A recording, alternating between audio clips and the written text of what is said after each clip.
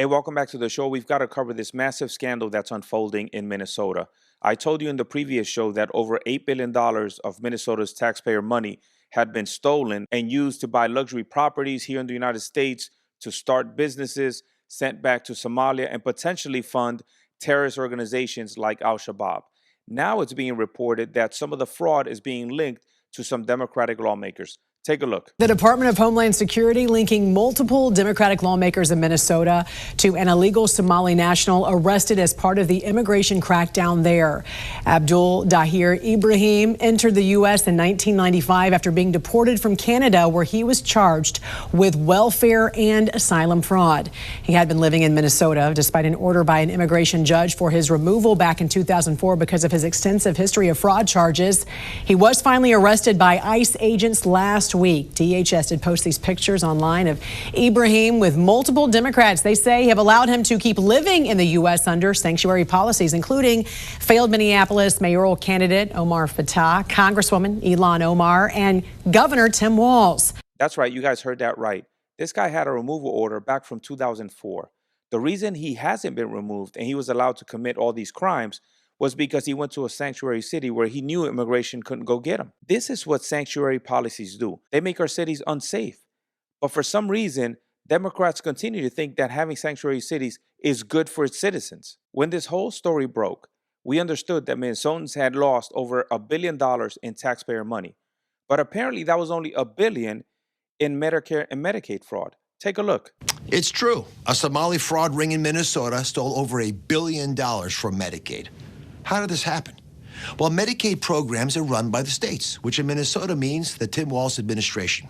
Governor Walz and the state's other Democrats rely on Somali votes to get elected, so they decided to look the other way because they were afraid of, quote-unquote, political backlash. Our message to Walz is clear.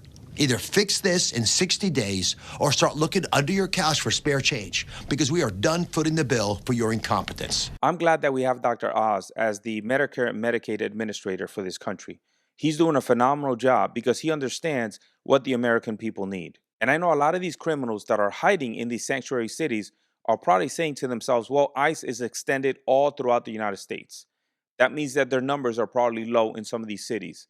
Take a look at what Christine Ohm said about that here in this clip. We're going to hire our 10,000th ICE officer, will be on the job within 10 days. So we have hired 10,000. We've had hundreds of thousands of applications. So for those criminals that are hiding in these sanctuary cities, ICE is coming for you. They're going to find you and they're going to deport you. Since the whole scandal broke, President Trump ordered a surge in Minnesota. And as a result of that surge, a lot of community members have gotten involved to warn people in their communities when ICE is present. Take a listen to one of those community members talking about an incident that he witnessed. I have my whistle and I blew at them. Some other community members were called to attention by that.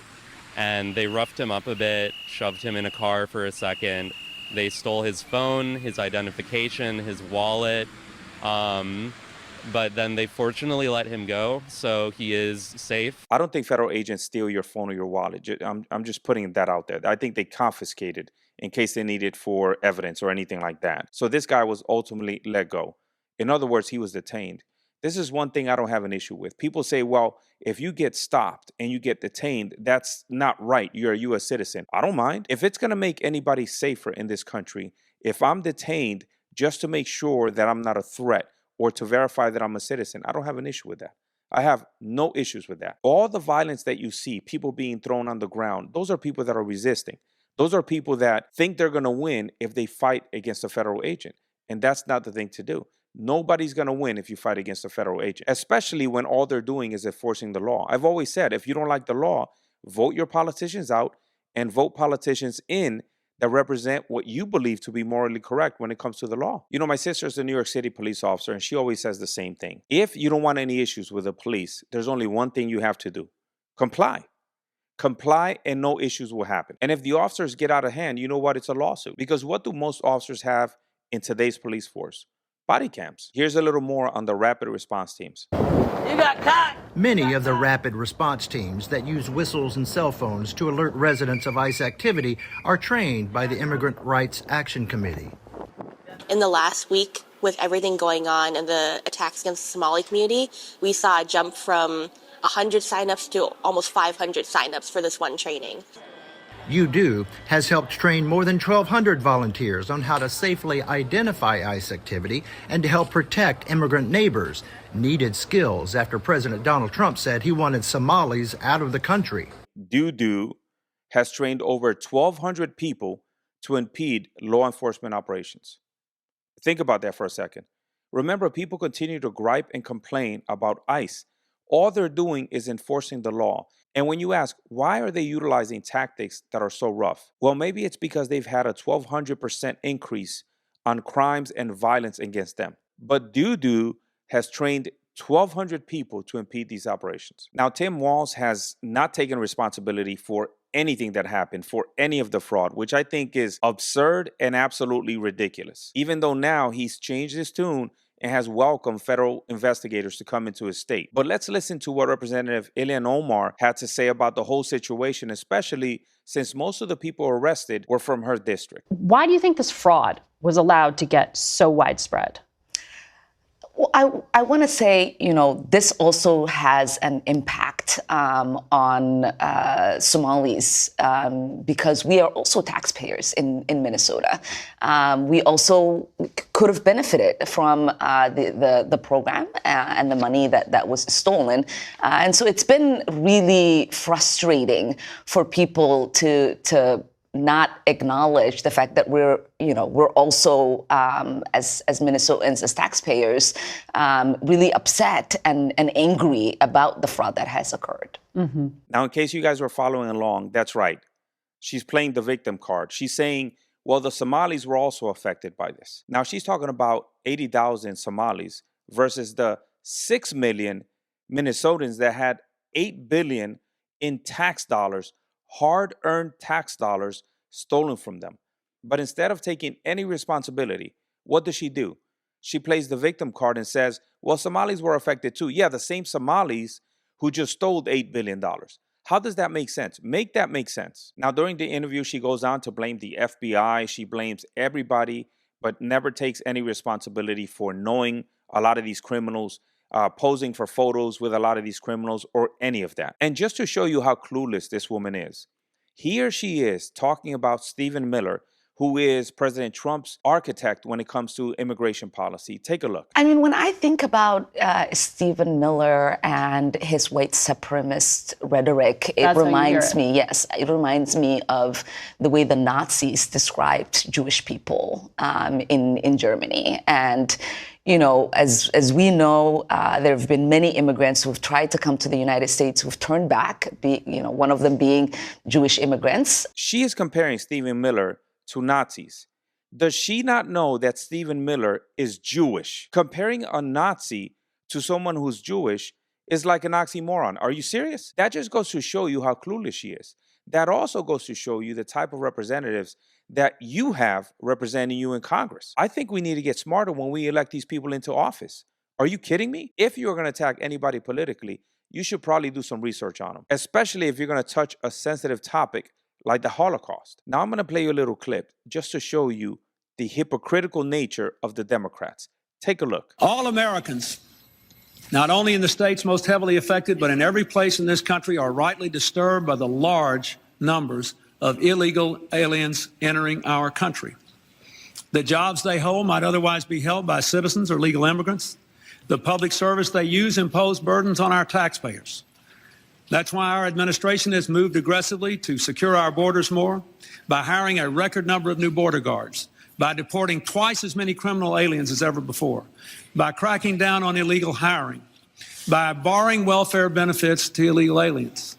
In the budget I will present to you, we will try to do more to speed the deportation of illegal aliens who are arrested for crimes, to better identify illegal aliens in the workplace, as recommended by the commission headed by former Congresswoman Barbara Jordan. We are a nation of immigrants, but we are also a nation of laws. It is wrong and ultimately self-defeating for a nation of immigrants to permit the kind of abuse of our immigration laws we have seen in recent years, and we must do more to stop it. Ladies and gentlemen, does that sound familiar? That is a duplicate of President Trump's current policies. every detail, every point, how we need more immigration enforcement agents, how we need to control immigration coming into this country. Everything that you heard Bill Clinton say, that's what Trump is doing today.